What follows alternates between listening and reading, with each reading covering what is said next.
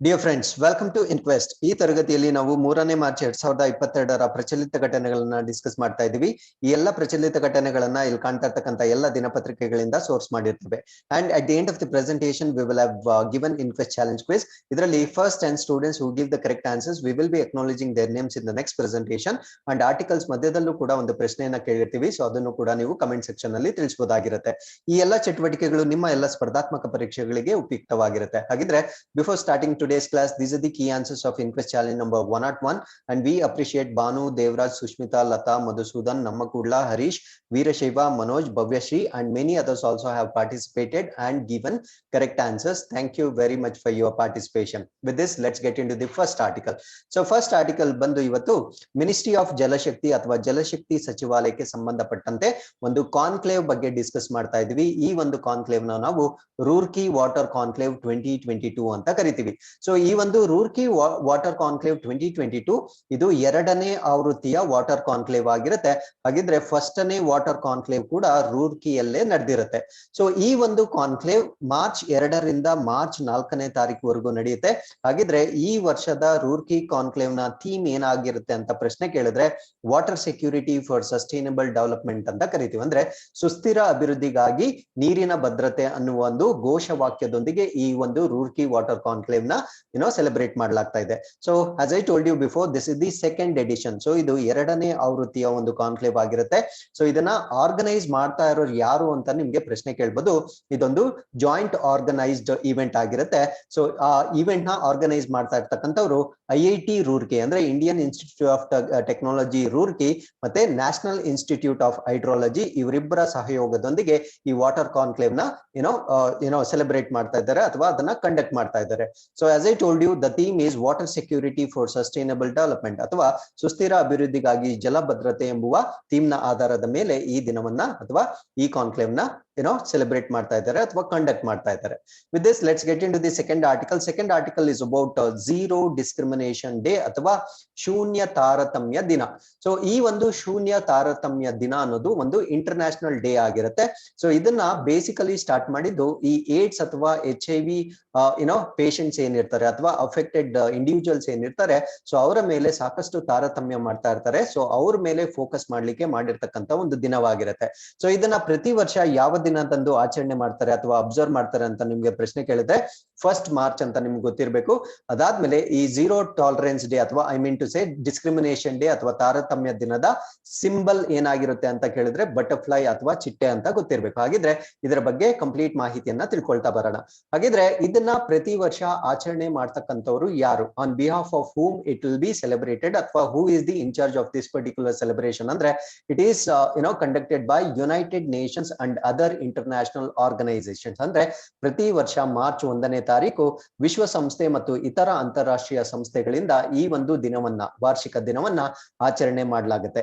So ಈ ಒಂದು ದಿನವನ್ನ ಆಚರಣೆ ಮಾಡ್ಲಿಕ್ಕಾಗಿರ್ತಕ್ಕಂಥ ಪ್ರಮುಖ ಉದ್ದೇಶ ಅಥವಾ ಗುರಿ ಏನು ಅಂದ್ರೆ to promote equality before law and also to practise. ಅಂದ್ರೆ ಕಾನೂನಿನ ಮುಂದೆ ಎಲ್ಲರೂ ಸಮಾನರು ಅನ್ನೋದನ್ನ ಪ್ರಮೋಟ್ ಮಾಡ್ಲಿಕ್ಕೆ ಮತ್ತೆ ಅದನ್ನ ಆಚರಣೆ ಮಾಡ್ಬೇಕು. ಬರೀ ಕಾನೂನಲ್ಲಿ ಇರೋದಲ್ಲ, ಸೊ ಅದನ್ನ ನಾವು ಪ್ರಾಕ್ಟೀಸ್ ಮಾಡ್ಬೇಕು. ಸೊ ಅದನ್ನ ಎಂಫಸೈಸ್ ಮಾಡ್ಲಿಕ್ಕೆ ಈ ಒಂದು ಝೀರೋ ಡಿಸ್ಕ್ರಿಮಿನೇಷನ್ ಡೇ ನ ಸೆಲೆಬ್ರೇಟ್ ಮಾಡಲಾಗುತ್ತೆ. ಹಾಗಿದ್ರೆ ಇದನ್ನ ಮೊಟ್ಟ ಮೊದಲ ಬಾರಿಗೆ ಯಾವ ದಿನಾಂಕದಂದು ಸೆಲೆಬ್ರೇಟ್ ಮಾಡಿದ್ರು ಅಂತ ಪ್ರಶ್ನೆ ಕೇಳಿದ್ರೆ it was celebrated on 1st March 2014 ಅಲ್ಲಿ, ಅಂದ್ರೆ ಮಾರ್ಚ್ 1, 2014 ಇದನ್ನ ಸ್ಟಾರ್ಟ್ ಮಾಡಲಾಗುತ್ತೆ. ಸೊ ಇದನ್ನ ಸ್ಟಾರ್ಟ್ ಮಾಡಿದ್ದು ಯಾರು ಅಂತ ಕೇಳಿದ್ರೆ ನಿಮ್ಗೆ ಗೊತ್ತಿರ್ಬೇಕು, ಯುನೈಟೆಡ್ ನೇಷನ್ ಏಡ್ಸ್ ಅಥವಾ UN ಏಡ್ಸ್ ಅಂತ ಕರಿತೀವಿ. ಸೊ ಅವರ ಒಂದು ಎಕ್ಸಿಕ್ಯೂಟಿವ್ ಡೈರೆಕ್ಟರ್ ಅಥವಾ ಕಾರ್ಯನಿರ್ವಾಹಕ ನಿರ್ದೇಶಕರು ಇರ್ತಾರೆ. ಅವ್ರ ಹೆಸರು ಏನು ಅಂದ್ರೆ ಮೈಕಲ್ ಸಿಡ್ಬಿ ಅನ್ನೋರು. ಸೊ ಫೆಬ್ರವರಿ 27 ರಂದು ಈ ಒಂದು ದಿನವನ್ನ ಅನೌನ್ಸ್ ಮಾಡ್ತಾರೆ. ಸೊ ಅದಾದ ನಂತರ ಮಾರ್ಚ್ 1ನೇ ತಾರೀಕು 2014ರಿಂದ ಈ ಒಂದು ದಿನವನ್ನ ಆಚರಣೆ ಮಾಡ್ಲಿಕ್ಕೆ ಸ್ಟಾರ್ಟ್ ಮಾಡ್ತಾರೆ. ಸೊ ಅದಾದ್ಮೇಲೆ ನಾನು ಮುಂಚೆನೆ ಹೇಳ್ದಾಗೆ ಈ ಒಂದು ದಿನವನ್ನ ಯಾವ್ದ್ರ ಮೇಲೆ ಹೆಚ್ಚಾಗಿ ಫೋಕಸ್ ಮಾಡ್ತಾರೆ ಅಂದ್ರೆ to combat discrimination against people living with AIDS or HIV ಅಥವಾ ಯಾವ ವ್ಯಕ್ತಿಗಳು HIV ಅಥವಾ ಏಡ್ಸ್ ನೊಂದಿಗೆ ಬಳಲ್ತಾ ಇರ್ತಾರೋ ಅವರ ವಿರುದ್ಧ ಆಗ್ತಕ್ಕಂಥ ತಾರತಮ್ಯವನ್ನ ಕಡಿಮೆ ಮಾಡ್ಲಿಕ್ಕೆ ಈ ಒಂದು ದಿನವನ್ನ ವಿಶೇಷವಾಗಿ ಗುರುತಿಸಲಾಗಿರುತ್ತೆ. ಹಾಗಿದ್ರೆ ಡೇ ಝೀರೋ ಡಿಸ್ಕ್ರಿಮಿನೇಷನ್ ಡೇ 2022 ಈ ವರ್ಷದ ಶೂನ್ಯ ತಾರತಮ್ಯ ದಿನದ ಥೀಮ್ ಏನು ಅಂತ ಪ್ರಶ್ನೆ ಕೇಳಿದ್ರೆ, so it is a very beautiful theme. So ಆ ಥೀಮ್ ಏನಂದ್ರೆ remove law that harms and create loss that empower ಅಂತ ಹೇಳ್ತಾರೆ. ಅಂದ್ರೆ ಯಾವ ಕಾನೂನು ನಮ್ಗೆ ತೊಂದರೆ ಕೊಡುತ್ತೆ ಅದನ್ನ ತೆಗೆದು ಹಾಕ್ಬೇಕು, ಯಾವ ಕಾನೂನು ನಮ್ಮನ್ನ ಸಬಲೀಕರಣಗೊಳಿಸುತ್ತೆ ಅದನ್ನ ನಾವು ಕ್ರಿಯೇಟ್ ಮಾಡ್ಬೇಕು ಅನ್ನೋ ಒಂದು ಥೀಮ್ ನ ಮುಖಾಂತರ ಇದನ್ನ ನಾವು ಅಬ್ಸರ್ವ್ ಮಾಡ್ತಾ ಇದ್ದೀವಿ.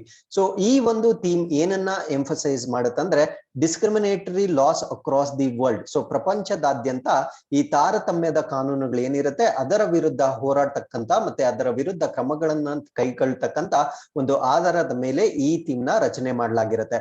ಹಾಗಿದ್ರೆ ಈ ಒಂದು ಝೀರೋ ಡಿಸ್ಕ್ರಿಮಿನೇಷನ್ ಡೇನ ಅಫಿಷಿಯಲ್ ಸಿಂಬಲ್ ಏನಾಗಿರುತ್ತೆ ಅಂದ್ರೆ ನಾನು ಫಸ್ಟ್ ಸ್ಲೈಡ್ ಅಲ್ಲಿ ತೋರಿಸಿದ್ದೆ. ಸೊ ಇದು ಬಟರ್ಫ್ಲೈ ಅಥವಾ ಚಿಟ್ಟೆ ಅಂತ ನಿಮ್ಗೆ ಗೊತ್ತಿರಬೇಕಾಗಿರುತ್ತೆ.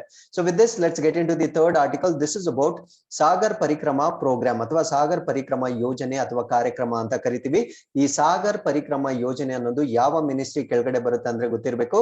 Ministry of fishery, animal husbandry ಮತ್ತೆ ಡೈರಿಂಗ್ ಅಥವಾ ಮೀನುಗಾರಿಕೆ, ಪಶುಸಂಗೋಪನೆ ಮತ್ತು ಹೈನುಗಾರಿಕೆ ಸಚಿವಾಲಯದ ಕೆಳಗಡೆ ಬರ್ತಕ್ಕಂತ ಒಂದು ಪ್ರೋಗ್ರಾಮ್ ನ ನಾವು ಸಾಗರ್ ಪರಿಕ್ರಮಾ ಪ್ರೋಗ್ರಾಮ್ ಅಂತ ಕರಿತೀವಿ.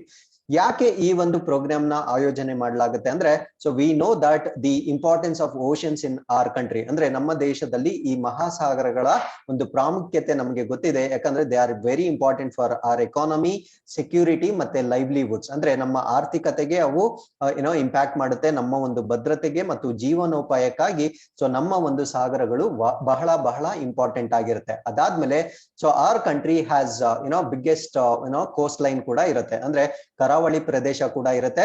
So that is about 8,118 kilometres ನಷ್ಟು ಕರಾವಳಿ ಪ್ರದೇಶವನ್ನ ಹೊಂದಿರ್ತವೆ.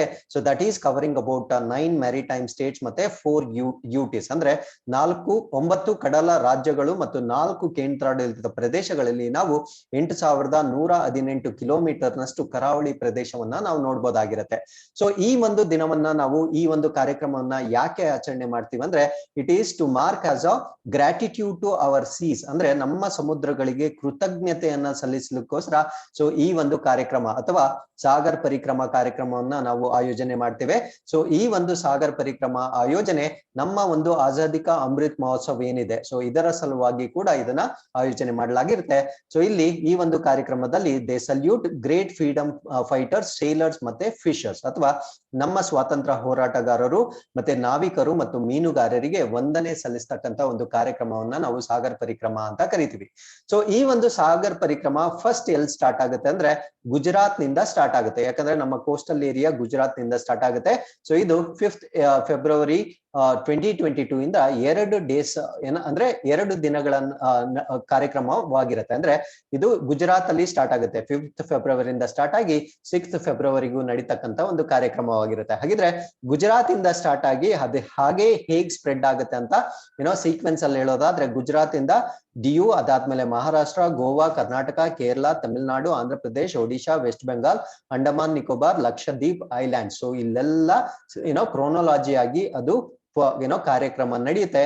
ಸೊ ಈ ಒಂದು ಕಾರ್ಯಕ್ರಮದಲ್ಲಿ ಅವ್ರು ಏನ್ ಮಾಡ್ತಾರ ಅಂದ್ರೆ, ದೇ ದ ಫಿಶರ್ ಕಮ್ಯುನಿಟೀಸ್ ಮತ್ತೆ ಸ್ಟೇಕ್ ಹೋಲ್ಡರ್ಸ್ ಏನಿರ್ತಾರೆ ಅಂದ್ರೆ ಮೀನುಗಾರರು ಮತ್ತೆ ಈ ಸಾಗರಗಳಿಗೆ ಸಂಬಂಧಪಟ್ಟ ಯಾರೇ ವ್ಯಕ್ತಿಗಳಾಗಿರ್ಬೋದು ಅವರಿಗೆ ಆಗಿರ್ತಕ್ಕಂಥ ಪ್ರಾಬ್ಲಮ್ಸ್ ನ ಕಲೆಕ್ಟ್ ಮಾಡ್ತಕ್ಕಂಥ ಒಂದು ಕೆಲಸ ಕೂಡ ಮಾಡ್ತಾರೆ. ಅಂದ್ರೆ ಸೊ ಈ ಕರಾವಳಿ ಪ್ರದೇಶದಲ್ಲಿ ಆಗ್ತಾ ಇರ್ತಕ್ಕಂಥ ಸಮಸ್ಯೆಗಳನ್ನ ಬಗೆಹರಿಸ್ತಕ್ಕಂಥ ಒಂದು ಕೆಲಸವನ್ನ ಕೂಡ ಮಾಡ್ತಾರೆ.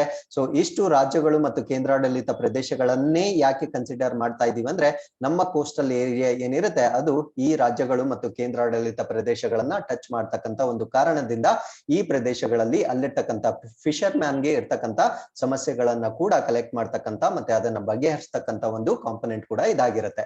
ಸೊ ಅದಾದ್ಮೇಲೆ this will also focus, so ಈ ಒಂದು ಕಾರ್ಯಕ್ರಮ will also focus on sustainable balance and protection of marine ecosystem. ಅಂದ್ರೆ ಬರೀ ಅದರಿಂದ ಬರ್ತಕ್ಕಂಥ ಆರ್ಥಿಕತೆ ಒಂದನ್ನೇ ನೋಡೋದಲ್ಲ, ಸೊ ಅದರ ಜೊತೆ ಅದರ ಸುಸ್ಥಿರ ಸಮತೋಲನವನ್ನ ಕಾಪಾಡ್ಲಿಕ್ಕೂ ಕೂಡ ಸೊ ಈ ಒಂದು ಕಾರ್ಯಕ್ರಮ ಕೇಂದ್ರೀಕರಿಸತಕ್ಕಂತ ಒಂದು ಉಪಕ್ರಮವಾಗಿರುತ್ತೆ. So with this let's get into the 4th article. So ಈ ಒಂದು 4th ಆರ್ಟಿಕಲ್ ಅಲ್ಲಿ ನಾವ್ ಏನ್ ಡಿಸ್ಕಸ್ ಮಾಡ್ತಾ ಇದೀವಿ ಅಂದ್ರೆ, relief and rehabilitation of migrant and repatriates ಅಥವಾ ವಲಸೆ ವಲಸಿಗರು ಮತ್ತು ವಾಪಸಾತಿಗಳ ಪರಿಹಾರ ಮತ್ತು ಪುನರ್ವಸತಿ. ಅಂದ್ರೆ ಯಾರ್ಯಾರು ವಲಸಿಗರು ಇರ್ತಾರೆ, ಯಾರ್ಯಾರು ಭಾರತವನ್ನ ಬಿಟ್ಟು ಹೋಗಿ ಮತ್ತೆ ವಾಪಸ್ ಬಂದಿರ್ತಾರೆ, ಸೊ ಇಂಥವ್ರಿಗೆಲ್ಲ ಪುನರ್ವಸತಿಯನ್ನ ಕಲ್ಪಿಸಿಕೊಡ್ತಕ್ಕಂತ ಒಂದು ಅಂಬ್ರೆಲಾ ಸ್ಕೀಮ್ ಇರುತ್ತೆ. ಸೊ ಈ ಒಂದು ಅಂಬ್ರೆಲಾ ಸ್ಕೀಮ್ ಅಲ್ಲಿ 7 ಸಬ್ ಸ್ಕೀಮ್ಸ್ ಇರುತ್ತೆ. ಈ ಒಂದು 7 ಸಬ್ ಸ್ಕೀಮ್ಸ್ ನ ನೆಕ್ಸ್ಟ್ 5 years ಗೆ ಕಂಟಿನ್ಯೂ ಮಾಡ್ಲಿಕ್ಕೆ ಕ್ಯಾಬಿನೆಟ್ ಅಲ್ಲಿ ನಿರ್ಧಾರವಾಗಿರುತ್ತೆ. ಸೊ ಆ ಒಂದು ನಿಟ್ಟಿನಿಂದ ಸೊ ಈ ಒಂದು ರಿಹ್ಯಾಬಿಲಿಟೇಷನ್ ಪ್ರೋಗ್ರಾಮ್ ಏನಿದೆ ಅದು ಮತ್ತೆ ನ್ಯೂಸ್ ಅಲ್ಲಿ ಇರುತ್ತೆ. ಸೊ ಇದ್ರ ಬಗ್ಗೆ ಕಂಪ್ಲೀಟ್ ಮಾಹಿತಿಯನ್ನ ತಿಳ್ಕೊಳ್ಳೋದಾದ್ರೆ, ಸೊ ಯಾರ್ಯಾರು ಈ ವಲಸಿಗರು ಯಾರ್ಯಾರು ಇರ್ತಾರೆ ಮತ್ತೆ ವಾಪಸಾತಿಗಳು ಯಾರ್ಯಾರು ಇರ್ತಾರೆ, ಸೊ ಅವ್ರಿಗೆ ಬೇಕಾಗಿರ್ತಕ್ಕಂತ ಒಂದು ಆದಾಯವನ್ನ ಇನ್ಕ್ರೀಸ್ ಮಾಡ್ತಕ್ಕಂಥದ್ದು, ಅಥವಾ to earn a reasonable income and to facilitate their inclusion in the main stream economic activities. So ಈ ಒಂದು ರಿಲೀಫ್ ಅಂಡ್ ರಿಹ್ಯಾಬಿಲಿಟೇಷನ್ ಏನಕ್ಕೋಸ್ಕರ ಮಾಡ್ತಾ ಇದ್ದಾರೆ ಅಂದ್ರೆ, ಸೊ ಈ ವಲಸಿಗರು ಮತ್ತು ವಾಪಸಾತಿಗಳು ಯಾರಿರ್ತಾರೆ, ಸೊ ಅವರ ಆದಾಯವನ್ನ ಹೆಚ್ಚಿಗೆ ಮಾಡ್ಲಿಕ್ಕೆ ಮತ್ತೆ ಅವರನ್ನು ಮುಖ್ಯ ವಾಹಿನಿಯ ಆರ್ಥಿಕ ಚಟುವಟಿಕೆಗಳಲ್ಲಿ ಅವರನ್ನ ಸೇರ್ಪಡನೆ ಮಾಡ್ಲಿಕ್ಕೆ ಮಾಡ್ತಾ ಇರ್ತಕ್ಕಂಥ ಒಂದು ಕಾಂಪೊನೆಂಟ್ ಅಂದ್ರೆ ಆ ಒಂದು ಸ್ಕೀಮ್ಸ್ ಏನಿದಾವೆ, ಇದಕ್ಕೆ ಸಂಬಂಧಪಟ್ಟ 7 ಸಬ್ ಸ್ಕೀಮ್ಸ್ ಏನಿದಾವೆ, ಸೊ ಅದನ್ನ ಕಂಟಿನ್ಯೂ ಮಾಡ್ಲಿಕ್ಕೆ ಇವಾಗ ನಿರ್ಧಾರವನ್ನ ಕೈಗೊಳ್ಳಲಾಗಿರುತ್ತೆ. ಸೊ ಹಾಗಿದ್ರೆ ಯಾರ್ಯಾರನ್ನ ಇದರಲ್ಲಿ as I told you 2 terms ನ ನಾವು ಇಲ್ಲಿ ಯೂಸ್ ಮಾಡಿದ್ವಿ. ಒಂದು ಮೈಗ್ರೆಂಟ್ಸ್ ಮತ್ತೆ ರಿಪ್ಯಾಟ್ರಿಯೇಟ್ಸ್ ಅಂತ ಹೇಳ್ತೀವಿ, ಅಂದ್ರೆ ವಲಸಿಗರು ಮತ್ತು ವಾಪಸಾತಿಗಳು ಅಂತ ಹೇಳ್ತೀವಿ. ಹಾಗಿದ್ರೆ ಈ ವಲಸಿಗರು ಮತ್ತು ವಾಪಸಾತಿಗಳು ಯಾರು ಅಂತ ನೋಡೋದಾದ್ರೆ, ಸೊ ಅದನ್ನ ನಾವು ಕಂಪ್ಲೀಟ್ ಆಗಿ ಇಲ್ಲಿ ನೋಡ್ಬೋದಾಗಿರುತ್ತೆ. ಸೊ ಒಂದು relief and rehabilitation of displaced families of Pakistan occupied area of Jammu and Kashmir and Chamb. So Jammu ಮತ್ತು ಕಾಶ್ಮೀರ್ ಮತ್ತು ಚಂನ ಪಾಕಿಸ್ತಾನ್ ಆಕ್ರಮಿತ ಪ್ರದೇಶಗಳ ಸ್ಥಳಾಂತರಗೊಂಡ ಕುಟುಂಬಗಳ ಪರಿಹಾರ ಮತ್ತು ಪುನರ್ವಸತಿ. ಸೊ ನಾವು POK ಅಂತ ಏನ್ ನೋಡ್ತೀವಲ್ವಾ, ಪಾಕಿಸ್ತಾನ್ ಆಕ್ಯುಪೈಡ್ ಕಾಶ್ಮೀರ್, ಸೊ ಅದರಿಂದ ರಿಹ್ಯಾಬಿಲಿಟೇಟ್ ಅಥವಾ ಅದರಿಂದ ಮೈಗ್ರೆಂಟ್ ಆಗಿರ್ತಕ್ಕಂಥವ್ರಿಗೆ ಪುನರ್ವಸತಿ ಕಲ್ಪಿಸಿಕೊಡ್ತಕ್ಕಂಥ ಒಂದು ಸಬ್ ಸ್ಕೀಮ್ಸ್ ನ ಮತ್ತೆ ಕಂಟಿನ್ಯೂ ಮಾಡೋದು. ಅದಾದ್ಮೇಲೆ relief assistance to Sri Lankan Tamil refugees, ಅಂದ್ರೆ ಶ್ರೀಲಂಕಾ ತಮಿಳು ನಿರಾಶ್ರಿತರಿಗೆ ಪರಿಹಾರ ನೆರವು ಕೊಡ್ತಕ್ಕಂಥದ್ದು. Relief assistance to Brus lodged in relief camps in Tripura. So ಈ ಬ್ರೂಸ್ ಬಗ್ಗೆ ನಾವು ಕಂಪ್ಲೀಟ್ ಆಗಿ ನೆಕ್ಸ್ಟ್ ಸ್ಲೈಡ್ ಅಲ್ಲಿ ಎಕ್ಸ್ಪ್ಲೇನ್ ಮಾಡ್ತೀನಿ. ಅಂದ್ರೆ ತ್ರಿಪುರಾದಲ್ಲಿರ್ತಕ್ಕಂಥ ಈ ಬ್ರೂಸ್ ಕಮ್ಯುನಿಟಿ ಏನಿರುತ್ತೆ, ಬುಡಕಟ್ಟು ಜನಾಂಗದವರು ಏನಿರುತ್ತೆ, ಸೊ ಅವರಿಗೆ ಕೊಡ್ತಕ್ಕಂಥ ನೆರವು ಇದಾಗಿರುತ್ತೆ. ಅದಾದ್ಮೇಲೆ enhanced relief of 1984 anti Sikh riot victims, ಅಂದ್ರೆ 1984ರಲ್ಲಿ ಸಿಖ್ ವಿರೋಧಿ ಗಲಭೆಯಲ್ಲಿ ಸಂತ್ರಸ್ತರಿರ್ತಕ್ಕಂಥವರಿಗೆ ಪರಿಹಾರ ಕೊಡ್ತಕ್ಕಂಥದ್ದು. ಸೊ ಈ ಒಂದು 7 ಸಬ್ ಸ್ಕೀಮ್ಸ್ ಅಲ್ಲಿ ಇನ್ಕ್ಲೂಡ್ ಆಗಿರುತ್ತೆ. ಹಾಗಿದ್ರೆ ವಾಟ್ ಈಸ್ ದಿಸ್ ಬ್ರೂಸ್ ಅನ್ನೋದ್ರ ಬಗ್ಗೆ ನಾನು ಕಂಪ್ಲೀಟ್ ಆಗಿ ನೆಕ್ಸ್ಟ್ ಸ್ಲೈಡ್ ಅಲ್ಲಿ ಎಕ್ಸ್ಪ್ಲೇನ್ ಮಾಡ್ತೀನಿ. ಸೊ ಬ್ರೂಸ್ ಅನ್ನೋದು ಇದನ್ನ ನಾವು ಇನ್ನೊಂದು ಹೆಸರಲ್ಲಿ ರಿಯಾಂಗ್ಸ್ ಅಂತ ಕೂಡ ಕರಿತೀವಿ.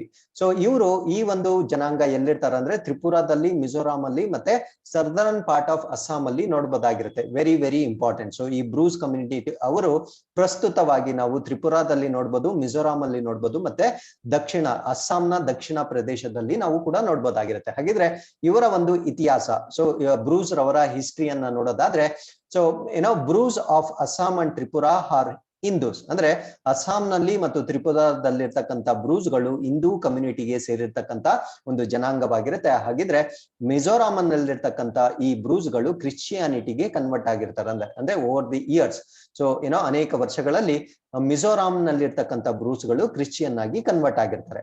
ಸೊ 1995ರಲ್ಲಿ ಏನಾಗುತ್ತಂದ್ರೆ, ಈ ಮಿಜೋಸ್ ಏನಿರ್ತಾರೆ ಅಂದ್ರೆ ಮಿಜೋರಾಂ ಜನಾಂಗದವ್ರು ಏನಿರ್ತಾರೆ, ಸೊ ಈ ಬ್ರೂಸ್ಗಳು ಅಂದ್ರೆ ಮಿಜೋರಾಂ ನಲ್ಲಿರ್ತಕ್ಕಂಥ ಬ್ರೂಸ್ ಕಮ್ಯುನಿಟಿನ ಎಲೆಕ್ಟೋರಲ್ ರೋಲ್ ಇಂದ ತೆಗೆದಾಕ್ಬೇಕು ಅಂತ ಪ್ರೊಟೆಸ್ಟ್ ಮಾಡ್ತಾರೆ. ಅಂದ್ರೆ ಅರ್ಥ ಮಾಡ್ಕೊಳ್ಳಿ, ಮಿಜೋರಾಂ ಪ್ರಾಬ್ಲಮ್ ಸ್ಟಾರ್ಟ್ ಆಗೋದು ಎಲ್ಲಂದ್ರೆ ಮಿಜೋರಾಂ. ಫರ್ಗೆಟ್ ಅಬೌಟ್ ತ್ರಿಪುರಾ ಮತ್ತೆ south part of southern part of Assam ಮರ್ತೋಗಿ. ಸೊ ನಾನೀಗ ಹಿಸ್ಟ್ರಿಯಲ್ಲಿ ಮೇಜರ್ ಆಗಿ ನಾವು ಮಿಜೋರಾಂ ಬಗ್ಗೆ ಕಾನ್ಸಂಟ್ರೇಟ್ ಮಾಡ್ಬೇಕಾಗಿರುತ್ತೆ, ಯಾಕಂದ್ರೆ ಮಿಜೋರಾಂ ಅಲ್ಲೇ ಬ್ರೂಸ್ಗಳು ಜಾಸ್ತಿ ಇರ್ತಾರೆ in the initial days. So ಅವಾಗ ಏನಾಗುತ್ತೆ ಅಂದ್ರೆ, ಮಿಜೋರಾಂ ಅಲ್ಲಿ ಈ ಬ್ರೂಸ್ಗಳು ಹೆಚ್ಚಿನ ಸಂಖ್ಯೆಯಲ್ಲಿದ್ದಾಗ ಸೊ ಅಲ್ಲಿರ್ತಕ್ಕಂಥ ಜನರಿಗೆ ಇನ್ಸೆಕ್ಯೂರಿಟಿ ಸ್ಟಾರ್ಟ್ ಆಗುತ್ತೆ. ಸೊ ಮಿಜೋರಾಂ ಅಲ್ಲಿರ್ತಕ್ಕಂಥ ಕಮ್ಯುನಿಟಿನ ನಾವು ಮೀಜೋಸ್ ಅಂತ ಕರಿತೀವಿ.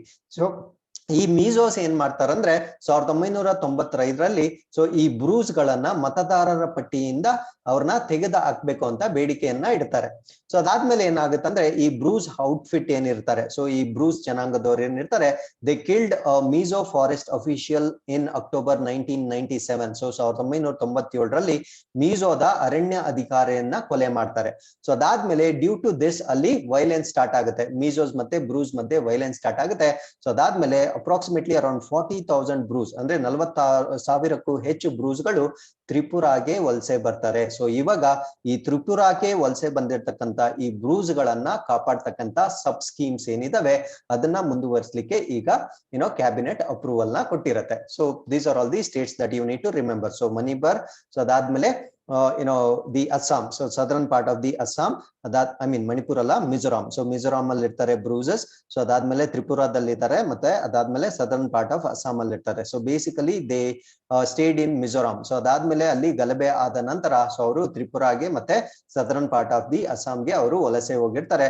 ಸೊ ಇವಾಗ ತ್ರಿಪುರಾದಲ್ಲಿರ್ತಕ್ಕಂತ ಆ ಮೀಜೋಸ್ ನ ರಕ್ಷಣೆ ಮಾಡ್ಲಿಕ್ಕೆ ಕೆಲವೊಂದು ಸ್ಕೀಮ್ಸ್ ನ ಮಾಡಿರ್ತಾರೆ. ಹಾಗಿದ್ರೆ ಸೊ ಈ ಒಂದು ನಿಟ್ಟಿನಲ್ಲಿ ನಾನ್ ನಿಮ್ಗೆ ಕೇಳ್ತಾ ಇರ್ತಕ್ಕಂತ ಮೊದಲನೇ ಪ್ರಶ್ನೆ ಏನಂದ್ರೆ, ಈ ಅರುಣಾಚಲ ಪ್ರದೇಶ್ ಬಾರ್ಡರ್ ಏನಿದೆ, ಸೊ ಈ ಬಾರ್ಡರ್, ಸೊ ಇಲ್ಲಿರ್ತಕ್ಕಂಥ ಪ್ರದೇಶವನ್ನ ನಾವು ಟಿಬೆಟ್ ಅಂತ ಕರಿತೀವಿ. ಸೊ ಟಿಬೆಟ್ ಮತ್ತೆ ಅರುಣಾಚಲ್ ಪ್ರದೇಶದ ಮಧ್ಯದಲ್ಲಿರ್ತಕ್ಕಂಥ ಬಾರ್ಡರ್ ಲೈನ್ ನ ಏನಂತ ಕರಿತೀವಿ ಅಂತ ನೀವು ಕಮೆಂಟ್ ಸೆಕ್ಷನ್ ನಲ್ಲಿ ನಮ್ಗೆ ತಿಳಿಸ್ಬೇಕಾಗಿರುತ್ತೆ. So this is what is the question of the day. So ಅದಾದ್ಮೇಲೆ ನಾಟ್ ಓನ್ಲಿ ದೆಮ್, ಸೊ ಅದಾದ್ಮೇಲೆ ಈ ಟೆರರಿಸ್ಟ್ ವೈಲೆನ್ಸ್ ಗೆ ಇನ್ವಾಲ್ವ್ ಆಗಿರ್ತಾರಲ್ವಾ, ಅಥವಾ ಈ ಭಯೋತ್ಪಾದಕ ಚಟುವಟಿಕೆಗಳಿಂದ ವಿಕ್ಟಿಮ್ ಆಗಿರ್ತಕ್ಕಂಥವ್ರು, ಅದಾದ್ಮೇಲೆ LWE ಅಂತ ಕರಿತೀವಿ, ಅಂದ್ರೆ ಲೆಫ್ಟ್ ವಿಂಗ್ ಎಕ್ಸ್ಟ್ರೀಮ್ ವೈಲೆನ್ಸ್ ಗೆ ಒಳಪಟ್ಟಿರ್ತಕ್ಕಂಥವ್ರು, ಅದಾದ್ಮೇಲೆ ಈ ಫೈರಿಂಗ್ ಆಗಿರ್ತಕ್ಕಂಥವ್ರು, ಅಂದ್ರೆ ಬಾರ್ಡರ್ಸ್ ಅಲ್ಲಿ ಫೈರಿಂಗ್ ಆಗಿ ಅಥವಾ ಹಿಂಸಾತ್ಮಕ ಚಟುವಟಿಕೆಗಳಿಗೆ ಒಳಗಾಗಿರ್ತಕ್ಕಂಥ ನಾಗರಿಕರು, ಇವ್ರನ್ನೆಲ್ಲ ಒಂದು ರಿಹ್ಯಾಬಿಲಿಟೇಟ್ ಮಾಡ್ತಕ್ಕಂಥ ಸ್ಕೀಮ್ಸ್ ನ ಕೂಡ ಕಂಟಿನ್ಯೂ ಮಾಡ್ಲಾಗತ್ತೆ. ಅದಾದ್ಮೇಲೆ granting aid to the government of West Bengal, so government of ಪಶ್ಚಿಮ ಬಂಗಾಳದ ಸರ್ಕಾರಕ್ಕೆ ಅನುದಾನವನ್ನ ಕೂಡ ಒದಗಿಸಲಾಗುತ್ತೆ. ಸೊ ಇಲ್ಲಿ ಬಾಂಗ್ಲಾದೇಶ್ ಮತ್ತೆ ಇಂಡಿಯಾ ಮಧ್ಯ ಒಂದು ಬಾರ್ಡರ್ ಡಿಸ್ಪ್ಯೂಟ್ ಏನಿತ್ತು ಅದು ಮ್ಯೂಚುವಲ್ ಎಕ್ಸ್ಚೇಂಜ್ ಇಂದ ಸಾಲ್ವ್ ಆಗುತ್ತೆ. ಅಂದ್ರೆ ಬಾಂಗ್ಲಾದೇಶ್ ಕಡೆ ಇಂಡಿಯಾ ಎನ್ಕ್ಲೇವ್ಸ್ ಏನಿರುತ್ತೋ ಅದನ್ನ ಅವ್ರು ಬಿಟ್ಕೊಳ್ತಾರೆ. ಸೊ ಇಂಡಿಯಾ ಕಡೆ ಇರ್ತಕ್ಕಂಥ ಬಾಂಗ್ಲಾದೇಶ್ ಎನ್ಕ್ಲೇವ್ಸ್ ನ ನಾವು ಬಿಟ್ಕೊಡ್ತೀವಿ. ಹಾಗಿದ್ರೆ ಬಾಂಗ್ಲಾದೇಶ್ ಕಡೆಯಿಂದ ಎಷ್ಟು ಎನ್ಕ್ಲೇವ್ಸ್ ನ ಅವರು ಬಿಟ್ಕೊಡ್ತಾರೆ ಅಂದ್ರೆ 51 ಎನ್ಕ್ಲೇವ್ಸ್ ನ ನಮ್ಗೆ ಬಿಟ್ಕೊಡ್ತಾರೆ. ಸೊ ಆ 51 ಎನ್ಕ್ಲೇವ್ಸ್ ಏನ್ ಬಾಂಗ್ಲಾದೇಶ್ ಅಂಡರ್ ಅಲ್ಲಿ ಇರುತ್ತೆ, ಸೊ ಅದು ಕೂಡ ಅಷ್ಟೊಂದು ಡೆವಲಪ್ ಆಗಿರಲ್ಲ. ಸೊ ಅಲ್ಲಿರ್ತಕ್ಕಂಥ ಜನರನ್ನು ಕೂಡ ರಿಹ್ಯಾಬಿಲಿಟೇಟ್ ಮಾಡ್ತಕ್ಕಂಥ ಒಂದು ಯೋಜನೆ ಇದಾಗಿರುತ್ತೆ. ಅದಾದ್ಮೇಲೆ ನಾವು ಈ ಬಾಂಗ್ಲಾದೇಶಕ್ಕೆ ನಾವೇನ್ ಬಿಟ್ಕೊಟ್ಟಿರ್ತೀವೋ ಅಲ್ಲಿಂದ ಕೆಲ ಜನರು ವಾಪಸ್ ಬಂದ್ಬಿಡ್ತಾರೆ. ಸೊ ಬಾಂಗ್ಲಾದೇಶಕ್ಕೆ ಅದು ಸೇರ್ಕೊಂಡ್ಮೇಲೆ ಬಾಂಗ್ಲಾದೇಶದಿಂದ 922 ಪೀಪಲ್ ರಿಟರ್ನ್ ಆಗ್ತಾರೆ. ಸೊ ಈ ಜನರನ್ನು ಕೂಡ ಪುನರ್ವಸತಿ ಮಾಡ್ಲಾಗುತ್ತೆ. ಸೊ ಈ 6 ಪಾಯಿಂಟ್ಸ್ ನಾನು ಏನೇನ್ ಡಿಸ್ಕಸ್ ಮಾಡಿದ್ನಿ, ಅಲ್ಲಿರ್ತಕ್ಕಂಥ ಎಲ್ಲಾ ರಿಫ್ಯೂಜೀಸ್ ಆಗಿರ್ಬೋದು ಅಥವಾ ಎಲ್ಲಾ ಒಂದು ಮೈಗ್ರೆಂಟ್ಸ್, ರಿಪ್ಯಾಟ್ರಿಯೇಟ್ಸ್ ಮತ್ತೆ ಮೈಗ್ರೆಂಟ್ಸ್ ಏನಾಗಿರ್ಬೋದು ಅವ್ರನ್ನ ರಿಹ್ಯಾಬಿಲಿಟೇಟ್ ಮಾಡ್ತಕ್ಕಂಥ 7 ಸಬ್ ಸ್ಕೀಮ್ಸ್ ಏನೇನಿದಾವೆ, ಸೊ ಅದನ್ನೆಲ್ಲ ಕಂಟಿನ್ಯೂ ಮಾಡ್ಲಿಕ್ಕೆ ಇವಾಗ ಫಾರ್ ದಿ ನೆಕ್ಸ್ಟ್ 5 years, ಮುಂದಿನ 5 ವರ್ಷಗಳಿಗೆ ಈ ಎಲ್ಲ ಸಬ್ ಸ್ಕೀಮ್ಸ್ ಕಂಟಿನ್ಯೂ ಆಗಲಿದೆ. So that was the article is all about. So with this we have come to the 5th article. This is about ministry of defence ಅಥವಾ ರಕ್ಷಣಾ ಸಚಿವಾಲಯಕ್ಕೆ ಸಂಬಂಧಪಟ್ಟಂತೆ India and US hold 19th military cooperation group meeting. So 19ನೇ military ಸಹಕಾರ ಸಂಸ್ಥೆ ಸಭೆಯನ್ನ ನಡೆಸಿರುತ್ತೆ. So this is between India and US, ನಮ್ಗೆ ಗೊತ್ತಿರಬೇಕು. ಸೊ ಈ ಒಂದು ಸಭೆಯನ್ನ ಏನಕ್ಕೋಸ್ಕರ ಮಾಡ್ತಾ ಇದ್ದಾರೆ ಅಥವಾ ಎಲ್ಲಿ ಮಾಡ್ತಾ ಇದ್ದಾರೆ ಅಂದ್ರೆ, first thing is Agra, Uttar Pradesh. So ಉತ್ತರ ಪ್ರದೇಶದ ಆಗ್ರಾದಲ್ಲಿ ಈ ಒಂದು ಸಭೆಯನ್ನ ನಡೆಸ್ತಾ ಇದ್ದಾರೆ. ಸೊ ಇದರ ಮೇನ್ ಪರ್ಪಸ್ ಏನು ಅಂದ್ರೆ, strengthening the on going defence engagements, ಅಂದ್ರೆ ಭಾರತ ಮತ್ತು ಅಮೆರಿಕದ ನಡುವೆ ಇರ್ತಕ್ಕಂಥ ರಕ್ಷಣಾ ಕಾರ್ಯಗಳೇನಿದಾವೆ ಅದನ್ನ ಬಲಪಡಿಸಲಿಕ್ಕೆ ಮತ್ತೆ ಹೊಸ ಇನಿಷಿಯೇಟಿವ್ಸ್ ಅಥವಾ ಹೊಸ ಉಪಕ್ರಮಗಳ ಬಗ್ಗೆ ಡಿಸ್ಕಸ್ ಮಾಡ್ಲಿಕ್ಕೆ ಮಾಡಿರ್ತಕ್ಕಂಥ ಒಂದು ಇವೆಂಟ್ ಇದಾಗಿರುತ್ತೆ. ಸೊ ಅದಾದ್ಮೇಲೆ ಸೊ ಈ ಒಂದು ಇವೆಂಟ್ ನ ಸಲುವಾಗಿ there will be talks at strategic and operational levels between headquarters, integrated defense staff and US Indo-Pacific Command. ಅಂದ್ರೆ ಈ ಒಂದು ಪ್ರಧಾನ ಕಚೇರಿ, ಇಂಟಿಗ್ರೇಟೆಡ್ ಡಿಫೆನ್ಸ್ ಸ್ಟಾಫ್ ಮತ್ತೆ US Indo-Pacific ಕಮಾಂಡ್ ನ ನಡುವೆ ಕಾರ್ಯತಂತ್ರ ಮತ್ತು ಕಾರ್ಯಾಚರಣೆಯ ಹಂತಗಳಲ್ಲಿ ಕೆಲವೊಂದು ಮಾತುಕತೆಗಳನ್ನ ಕೂಡ ಸೊ ಈ ಒಂದು ಕಾರ್ಯಕ್ರಮದಲ್ಲಿ ನಡೆಸಲಾಗುತ್ತೆ. So with this we have come to the 6th article. This is about ministry of electronics ಮತ್ತೆ IT ಗೆ ಸಂಬಂಧಪಟ್ಟಂತೆ ಟೆಕ್ ಕಾನ್ಕ್ಲೇವ್ 2022. ಸೊ ಈ ಟೆಕ್ ಕಾನ್ಕ್ಲೇವ್ 2022 ಎಲ್ಲಿ ನಡೀತಾ ಇದೆ ಅಂದ್ರೆ, ಸೊ ವಿಜ್ಞಾನ್ ಭವನ್ ನವದೆಹಲಿಯಲ್ಲಿ ನಡೀತಾ ಇರತಕ್ಕಂತ ಒಂದು ಕಾನ್ಕ್ಲೇವ್ ಆಗಿರುತ್ತೆ. ಸೊ ಈ ಒಂದು ಕಾನ್ಕ್ಲೇವ್ ನ ಪ್ರಮುಖ ಉದ್ದೇಶ ಏನಂದ್ರೆ, to focus on emerging technologies applicable especially in e governance, ಅಥವಾ ನಾವು ಈ ಆಡಳಿತದ ಬಗ್ಗೆ ಹೆಚ್ಚಾಗಿ ಏನ್ ಮಾತಾಡ್ತಾ ಇದ್ದೇವೆ, ಸೊ ಈ ಆಡಳಿತವನ್ನ ನಾವು ಇನ್ನೂ ಹೆಚ್ಚು ಜಾಸ್ತಿ ಮಾಡ್ಲಿಕ್ಕೆ ಅಥವಾ ಇನ್ನೂ ಹೆಚ್ಚು ಕೇಂದ್ರೀಕರಿಸಲಿಕ್ಕೆ ಇರ್ತಕ್ಕಂತ ಟೆಕ್ನಾಲಜಿಕಲ್ ಆಪ್ಷನ್ಸ್ ಏನೇನು ಅನ್ನೋದ್ರ ಬಗ್ಗೆ ಡಿಸ್ಕಸ್ ಮಾಡ್ತಕ್ಕಂತ ಒಂದು ಕಾನ್ಕ್ಲೇವ್ ಇದಾಗಿರುತ್ತೆ. ಹಾಗಿದ್ರೆ ಈ ವರ್ಷದ ಈ ಒಂದು ಕಾನ್ಕ್ಲೇವ್ ನ ಥೀಮ್ ಏನಾಗಿರುತ್ತೆ ಅಂತ ಕೇಳಿದ್ರೆ next Jan technologies for digital government ಅನ್ನೋ ಒಂದು ಥೀಮ್ ನ ಮೇಲೆ ಈ ಒಂದು ಕಾನ್ಕ್ಲೇವ್ ನ ನಡೆಸಲಾಗ್ತಾ ಇದೆ. ಸೊ ಈ ಒಂದು ಕಾನ್ಕ್ಲೇವ್ ಬಂದು ಪ್ರಸ್ತುತ ಅಂದ್ರೆ 2022ರಲ್ಲಿ ನಡೀತಾ ಇರ್ತಕ್ಕಂತ 3ನೇ ಆವೃತ್ತಿ ಅಥವಾ 3rd ಎಡಿಷನ್ ಆಗಿರುತ್ತೆ. As I told you, it is conducted at Vigyan Bhavan, new ಡೆಲ್ಲಿಯಲ್ಲಿ ಇದನ್ನ ನಡೆಸಲಾಗುತ್ತೆ.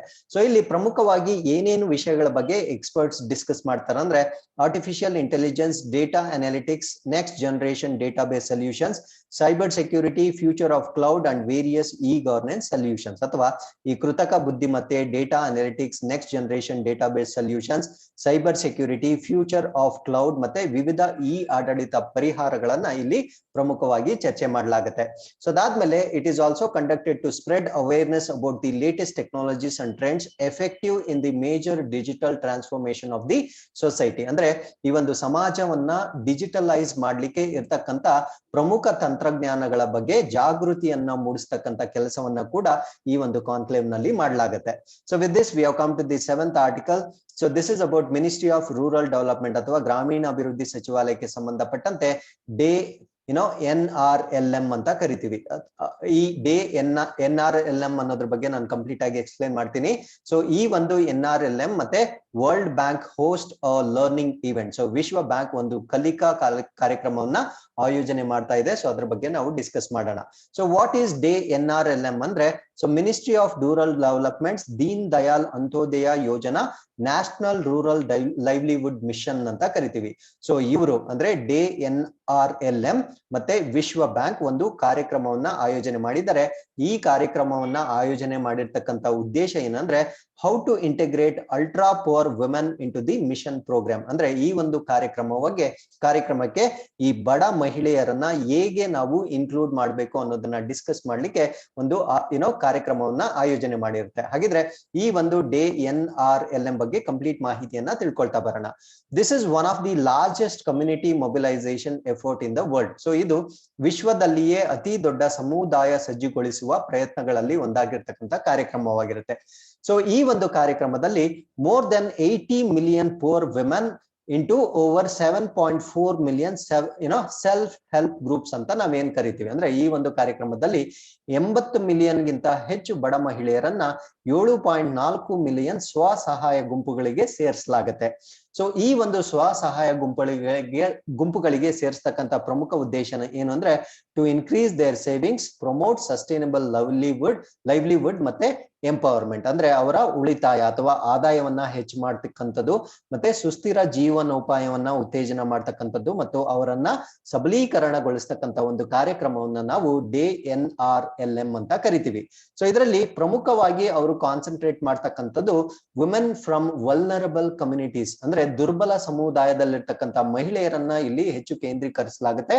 ಸೊ ಅವ್ರು ಯಾರ್ಯಾರು ಅಂದ್ರೆ ಮ್ಯಾನ್ಯುಯಲ್ ಸ್ಕ್ಯಾವೆಂಜರ್ಸ್ ಆಗಿರ್ಬೋದು, victims of human trafficking, particularly vulnerable tribal groups ಮತ್ತೆ ಪರ್ಸನ್ಸ್ ವಿತ್ ಡಿಸೆಬಿಲಿಟೀಸ್, ಅಂದ್ರೆ ಮಲ ಸ್ವಚ್ಛಗೊಳಿಸ್ತಕ್ಕಂಥವರು, ಮಾನವ ಕಳ್ಳ ಸಾಗಾಣಿಕೆಯ ಬಲಿಪಶುಗಳಾಗಿರ್ತಕ್ಕಂಥವ್ರು, ವಿಶೇಷವಾಗಿ ದುರ್ಬಲ ಬುಡಕಟ್ಟು ಗುಂಪುಗಳು ಮತ್ತು ವಿಕಲಾಂಗ ಅಥವಾ ವಿಶೇಷ ಚೇತನ ವ್ಯಕ್ತಿಗಳನ್ನ ಇಲ್ಲಿ ಪ್ರಮುಖವಾಗಿ ಕಾನ್ಸಂಟ್ರೇಟ್ ಮಾಡಲಾಗುತ್ತೆ. ಸೊ ಈ ಒಂದು ಕಾರ್ಯಕ್ರಮವನ್ನ ನಾವು ಡೇ NRLM ಅಂತ ಕರಿತೀವಿ. ಸೊ ಈ ಒಂದು ಕಾರ್ಯಕ್ರಮಕ್ಕೆ ಸೊ ಈ ಎಲ್ಲಾ ವ್ಯಕ್ತಿಗಳನ್ನ ಯಾರ್ಯಾರು ಬಿಟ್ಟೋಗಿರ್ತಾರೋ ಅವ್ರನ್ನೆಲ್ಲ ಸೇರ್ಸ್ಲಿಕ್ಕೆ ಮಾಡ್ತಾ ಇರ್ತಕ್ಕಂಥ ಒಂದು programme is between DAY NRLM ಮತ್ತೆ ವರ್ಲ್ಡ್ ಬ್ಯಾಂಕ್ ನ ನಡುವೆ ನಡೀತಾ ಇರ್ತಕ್ಕಂಥ ಒಂದು ಕಾರ್ಯಕ್ರಮ ಇದಾಗಿರುತ್ತೆ. ಸೊ ಇಲ್ಲಿಗೆ ಇವತ್ತಿನ ಎಲ್ಲ ಕರೆಂಟ್ ಅಫೇರ್ಸ್ ಕಂಪ್ಲೀಟ್ ಆಗಿರುತ್ತೆ. So with this we have come to Inquest challenge number 1 or 2. So ಇಲ್ಲಿಗೆ ನೀವು ವಿಡಿಯೋನ ಪಾಸ್ ಮಾಡಿ ಸೊ ಈ ಪ್ರಶ್ನೆಗಳಿಗೆ ನೀವು ಉತ್ತರ ಕೊಡ್ಬೇಕಾಗಿರುತ್ತೆ. ಸೊ ಇಲ್ಲಿಗೆ ಟುಡೇಸ್ ಇನ್ಕ್ವೆಸ್ಟ್ ಕಂಪ್ಲೀಟ್ ಆಗಿರುತ್ತೆ. So there is a good response from all our students. Thank you very much for your participation. So hope this program is helping for your preparation of various competitive examinations. Thank you very much for your participation. Thanks for watching. So once again, keep reading. I'll once again meet you tomorrow with tomorrow's inquest.